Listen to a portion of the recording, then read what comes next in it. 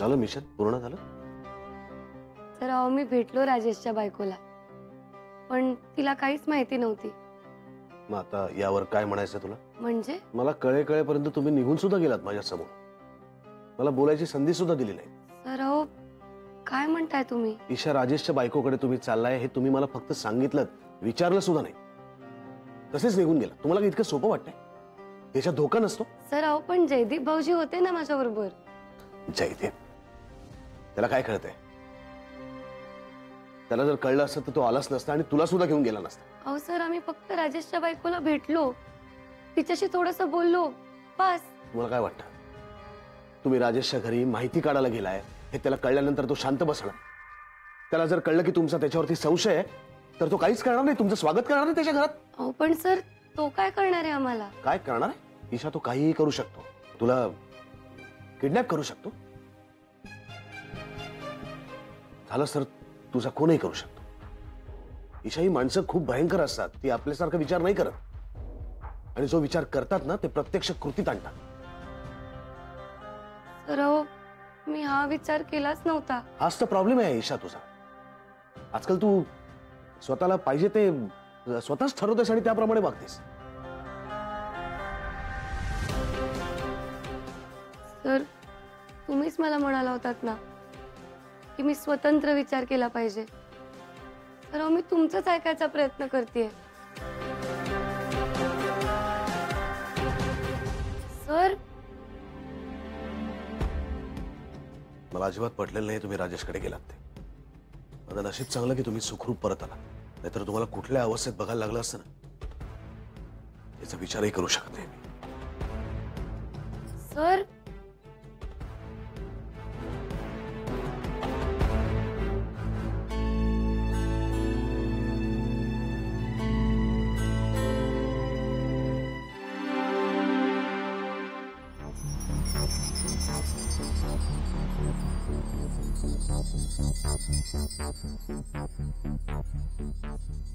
मी दार सुद्धा वाजवू शकत नाही.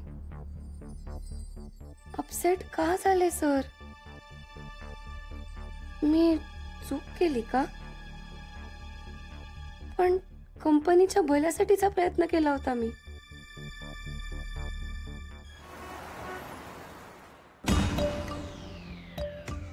काय झालं? सांगतो तुला काय झालं. इकडे कोण आला तो घरी? हा? आधी हात तर सोडा मग सांगते. कोण आला ते सांग. तुम्ही चहा घेणार का? ए फालतू बडबड करू नको. कोण आला तो घरी? तुमच्या कंपनीतल्या मॅडम आल्या होत्या आणि एक साहेबही होते. तू काही बोलली नाही ना त्यांना? मी काय बोलणार, मला काय कळते तुमच्या कंपनीतलं. काय विचारलं त्यांनी तुला? कंपनीत कोणीतरी एक फ्रॉड करतंय, त्या माणसाचं नाव विचारत होते. घरात कशाला घेतलं का त्यांना? शानी झाली का तू? कारण त्या मॅडम एकदम चांगल्या होत्या, आपल्या भल्यासाठीच बोलत होत्या. हा चांगल्या होत्या ना? हा? अगं तुझ्या नवऱ्याला अडकायला आली होती इथं. हे बघा, तुम्ही जर कंपनीत काही वाईट साईट करत असाल ना तर ते सोडून द्या. ते आपल्यासाठी चांगलं नाही. हा आपल्यासाठी चांगलं नाही? तुला काय कळतं का यातलं? हा? मला तुमच्या कंपनीतलं काही कळत नसेल, पण माणसं कळतात. त्या मॅडम एकदम सच्च्या होत्या. त्या जे काही बोलत होत्या ना त्या कामगारांच्या आणि कंपनीच्या भल्यासाठी बोलत होत्या. त्या बोलत होत्या कोणाचा विश्वासघात करून भलं होत नाही, वाईटच होतं. कळते का काही तुम्हाला? मला शिकवतो आता. मी काय तुम्हाला शिकवणार, पण मला चांगल्या वाईटातला फरक कळतो. चांगली माणसं कळतात. पण एक लक्षात ठेवा, चांगल्या माणसाचं वाईट करून आपलं कधीच चांगलं होणार नाही.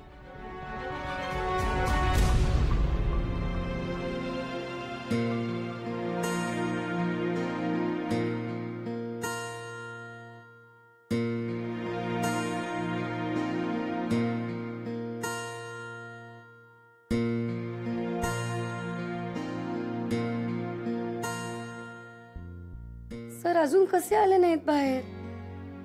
आज खूप वेळ झाला त्यांना आत जाऊन.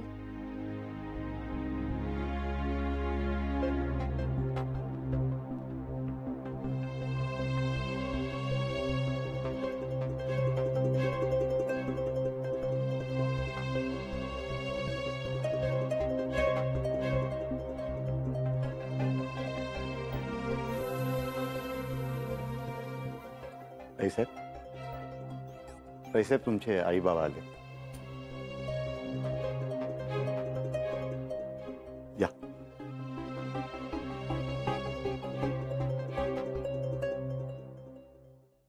सर्जेराव, मंदाला कॉफी आणायला सांग. जी आई सर.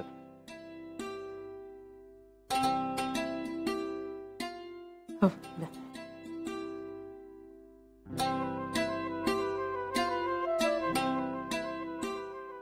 आईसाहेब, हे तुमच्यासाठी साडी आहे. साडी?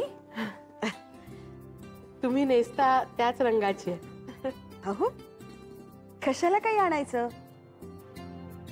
तुम्ही आलात ना, याचाच खूप आनंद झालाय मला. खरंय तुमचं, पण तुम्हाला सांगू का, मला पैसे मिळाले ना की सगळ्यांसाठी काय घेऊ आणि काय नाही असं होऊन जातं मला. हे अगदी खरंय. स्वतःसाठी काही आणणार नाहीत, पण इतरांना आवर्जून काहीतरी घेऊन येतील. पण जावई बापूंसाठी काय आणायचं हा प्रश्न मला अजिबात पडला नाही बरं का. त्यांच्यासाठी पेनचं बॉक्स आणलंय मी. अरे वा, विक्रांतला उपयोगी पडेल अशीच वस्तू आहे ही. खरं तर तुमच्यामुळेच मिळतंय हे सगळं. मग ह्या आनंदात तुम्हालाही सहभागी करून घ्यायला हवं ना. अहो ईशाचे बाबा, हे सगळं तुमच्या मेहनतीचं फळ आहे. आम्हाला कशाला श्रेय देत आहे? नाही नाही, हे सगळं श्रेय आपल्या राजनंदिनी साडीचं आहे. म्हणजे मला नाही कळलं. अहो सांगा ना. सांगतो. काय, मी ज्या दुकानात काम करतो ना त्या दुकानातली राजनंदिनी साडीची डीलरशिप बंद केली होती. त्यामुळं दुकानात खूप लॉस व्हायला लागला. मग मी जाऊन विक्रांत सरांशी बोललो आणि राजनंदिनी साडीची डीलरशिप परत मिळवली. आणि आता तर आमच्या दुकानात राजनंदिनी साडीचा इतका खप होतोय की काही विचारू नका. अहो, नुसतं त्या राजनंदिनी साडीच्या पर्सेंटेजवरच मला इतके पैसे मिळत आहेत. म्हणून तर ह्या भेटवस्तू आणल्या मी. ऐकून छान वाटलं. आणि तसं राजनंदिनी साडीचं आमचं जुनं नाते. म्हणजे काय झालं, मी आणि अगं बाई, ईशा आली. ईशा बाळा, कशी आहेस? मी छान आहे. तू कशी आहेस आई? छान. पुष्पा, ओ अगं हे, हो द्या ना. आणि हे माझ्या मुलीसाठी. तुला किचन मध्ये मदत होईल अशा वस्तू बाबांनी आणल्यात तुझ्यासाठी. बाबा हो, खरं तर तुम्ही ईशाला सुद्धा पेनच द्यायला हवं होतं. ऑफिसचं काम ती इतकं छान सांभाळते. बरोबर आहे तुमचं. पण आपल्या लग्न झालेल्या मुलीला काय गिफ्ट द्यायचे हा विचार डोक्यात आल्यानंतर किचन मधल्याच वस्तू दिसायला लागल्या. अगं ईशा, जावई बापू कुठे आहेत? येत आहेत ना? आहेत ना घरी. हो. ईशाचे बाबा, तुम्ही मगाशी काहीतरी राजनंदिनी साडीबद्दल. हो हो. हे काय झालं, काही वर्षांपूर्वी जेव्हा हे दुकान सुरू केलं त्यावेळेस राजनंदिनी साडीची डीलरशिप आमच्या दुकानामध्ये होती. फार चांगला खप होते त्या साडीला. दुकान छान चालत होतं एकदम. माझे वडील तर फारच खुश होते. पण नंतर अचानक एक संप झाला त्यावेळी. 22-23 वर्षापूर्वी. हो बरोबर. त्यावेळी खूप चर्चेत होता तो संप. त्या संपाचा सगळ्यांवरच परिणाम झाला हो. आमच्या दुकानाची राजनंदिनी साडीची डीलरशिप गेली. वडील खचले. दुकानामध्ये खूप लॉस व्हायला लागला. शेवटी दुकान गहाण टाकावं लागलं. मग ईशाचा जन्म झाला. ईशाचा जन्म झाला आणि आमच्या घरातलं हरवलेलं सुख पुन्हा एकदा तिच्या रूपानं आमच्या घरात आलं. ईशाचा जन्म कधी झालात म्हणाला? 7 ऑक्टोबर 1998. 7 ऑक्टोबर 1998.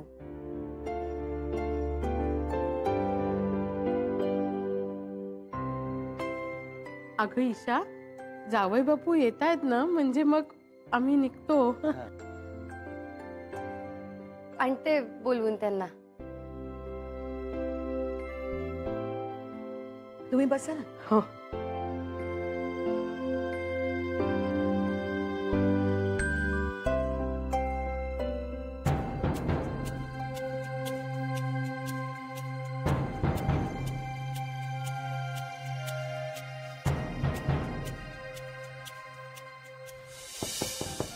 काय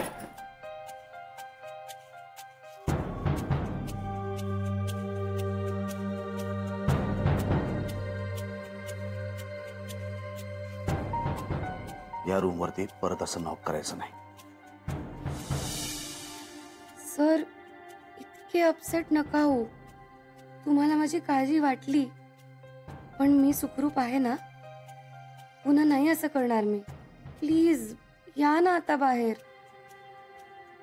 खाली आई बाबा वाट बघतायत.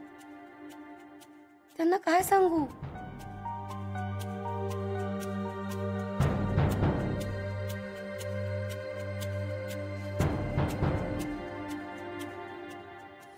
हॅलो माय फ्रेंड वहिनीचे बाबा. हॅलो. अरे बसा बसा बसा please please please. Hello hello. Hello Jaideeprao, कसे आहात तुम्ही? Very fine very fine. आणि सोनियाजी? या गुड गुड व्हेरी गुड. अहो अरे हो. हे घ्या तुमच्यासाठी. वा. आज काय इकडे गिफ्ट सेशन आहे की काय? असंच दिसतंय. सगळ्यांसाठी कौतुकाने काही ना काही गिफ्ट आणलंय त्यांनी. जयदीपराव, तुमच्यासाठी खास स्पेशल बंगाली मिठाई. हो ग्रेट. Thank you thank you. आणि सोनियाजी, ईशाने मागे मला एकदा सांगितलं होतं की तुम्हाला वेगवेगळ्या प्रकारचे चहा आवडतात. या ग्रीन टी ते काय असतं ते या राईट राईट ग्रेट. ते आणलंय. घ्या ना. हे घ्या. Wow see thank you. Wow that's so thoughtful Baba. Thank you again. Thank you. आता फक्त जावई बापूंचं गिफ्ट राहिलंय, ते दिलं की मग आम्ही. हो. आई तुम्हाला आज सरांना गिफ्ट नाही देता येणार आहे. अगं बाई. का ग? आई अगं ते रूम मध्ये काम करतायत. कोणती रूम? वरती त्यांच्या रूम मध्ये कॉल चाललाय त्यांचा. कोणता कॉल? कॉन्फरन्स कॉल चाललाय ऑफिसचा. बरं बरं असू दे. पण घरी कधीच ते कामाचा कॉल घेत नाहीत ना. नाही म्हणजे युजली ते असे. सुनबाई, विक्रांतच्या कामाचा काही नेम नाही ना. असेल काहीतरी. असू देत. आम्ही आता मग निघतो. अहो थांबा ना, जरा गप्पा मारू आणि जेवूनच जा तुम्ही. छे छे नाही हो, उशीर होईल आम्हाला निघायला. आणि काय सावंतांकडे पूजा आहे ना. ईशा, अगं तुलाही विचार होते बरं का सावंत काका. हो का? अहो अरे हो. ईशा, मला आठवणीनं जावई बापूंना हे पेनचं बॉक्स दे हा. आणि त्यांना सांग म्हणावं जरूर वापरा. नक्की सांगेन त्यांना बाबा. खरं तर सरांनाही खूप वाईट वाटणार आहे की तुम्हाला भेटता नाही आलं त्यांना. पण आता त्यांना डिस्टर्ब करण्यातही काही पॉइंट नाहीये. खरंय. येतो आम्ही मग. चालेल बरं, येतो आम्ही. अहो हा? निमंत्रण. अरे हो. निघण्याच्या गडबडीत हे असं राहून गेलं बघा. आईसाहेब, मी निमंत्रण द्यायला आलोय. होळीच्या सणाला आपण सर्वांनी आमच्या घरी यावं. आमच्याकडे रंगपंचमी अगदी छान होते. छान रंग खेळतात. हो रंग खेळतात. हो, तुम्ही येऊन तर बघा. अगदी रंगून जाल चाळीमध्ये. काय गैशा.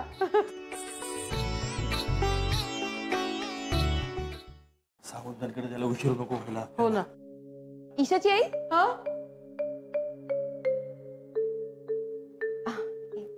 अगं बाई असं द्यायचं. अरे सुखी राहा. ते मगाशी पाया पडायचे राहिले होते ना. So rituals you know. तो काय रीतिरिवाज. हा रीती राईट रीती. हल्ली कोण पाळतो हो अशा रीती. हो ना, म्हणजे मी पण खरं तर पाळत नाहीत, पण तुमच्या ईशामुळे मला सवय लागली आता. हो हो ना. ईशा या घरात आल्यापासून घरात खूप चेंजेस झालेत. हो हो ना, म्हणजे अगदी ब्रेकफास्ट पासून लंच सगळं तीच बघते. पण आमच्या घरात असं आधी व्हायचं नाही. सगळ्या गोष्टी कशा ऑफिस मधनं मॅनेज व्हायच्या ना, त्यामुळे. हो का? हो. अच्छा. पण या घरातल्या काही गोष्टी कधीच चेंज होत नाहीत. अहो चालायचंच. आता नवीन घडी बसवायची म्हणजे वेळ लागतोच ना. नाही तर आमचं बघा, आम्ही काय तेच ते करतो. रहाट गाडगं चालू आहे, पाणी भरा, स्वयंपाक करा, चालू आहे. नाही, बरोबर आहे तुमचं. पण कसं आहे की घरात एखादा नवीन माणूस ऍड झाला ना की घरात चेंजेस होतातच ना, आणि त्या झाल्या पाहिजेतच. पण काय इथे ईशा जरी घरात आली तरी ब्रो इन लॉ मात्र त्या रूम मध्ये जाण्याचं सोडतच नाहीये. कुठं? रूम असं आहे, ब्रो इन लॉची या घरात एक स्पेशल रूम आहे, एक वेगळी रूम. ब्रो इन लॉ घरात आले ना की पहिल्यांदा त्याच रूम मध्ये जातात. आता पण ते तिथेच आहेत. हो, पण फ्रँकली स्पीकिंग मला नाही वाटत की त्यांना काही कामाचे वगैरे कॉल आले असतील आणि म्हणून ते तिकडे असतील.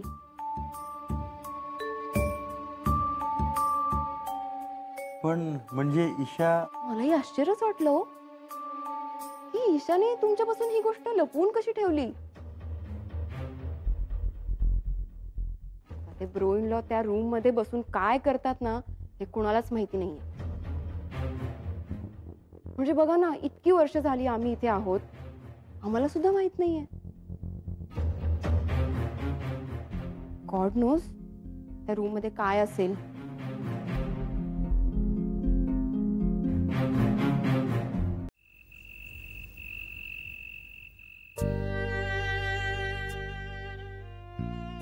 सर, इतका वेळ याआधी कधीच त्या खोलीत बसले नव्हते. इतकं काय झालं रागवायला,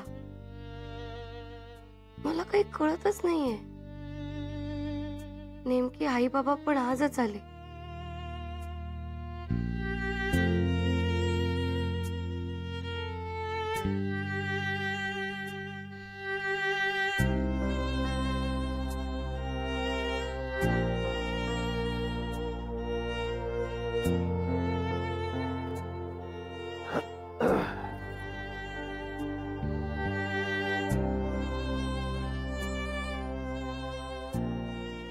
सर, आय एम सॉरी. माझं चुकलं. मला नाही कळलं की राजेशच्या घरी जाण्यामध्ये धोका असू शकतो. पण सर, मी आता सुखरूप घरी आली आहे ना. सर, प्लीज माफ करा ना मला. I am really sorry. Sir, तुम्ही असे चिडलात ना की खूप भीती वाटते मला. खरंच खूप भीती वाटते. आणि चिडून तुम्ही त्या रूम मध्ये जाऊन बसलात की तर खूपच भीती वाटते. Sir, I am sorry. I am really very sorry sir.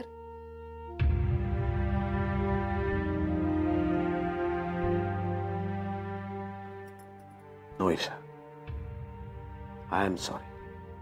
Sir, तुम्ही का सॉरी म्हणताय? मला सांग, आई बाबा आता येऊन गेले ना? हो. त्यांची भेटच नाही होऊ शकली. इतक्या लांब त्यांनी येऊन काहीच उपयोग नाही झाला. असू दे, त्यांनी तुमच्यासाठी गिफ्ट आणलं होतं, ते द्यायला आले होते. आणि होळीचं आमंत्रणही केलंय आपल्याला. अरे मग जाऊया आपण. सर, तुम्हाला आवडेल यायला? म्हणजे काय, मला सासूरवाडी द्यायला नेहमीच आवडतं. बरं, नवरा आपला भुकेला आहे, त्याच्या पोटा पाण्याची काहीतरी व्यवस्था बघा मिसेस सरंजामे. आलेच.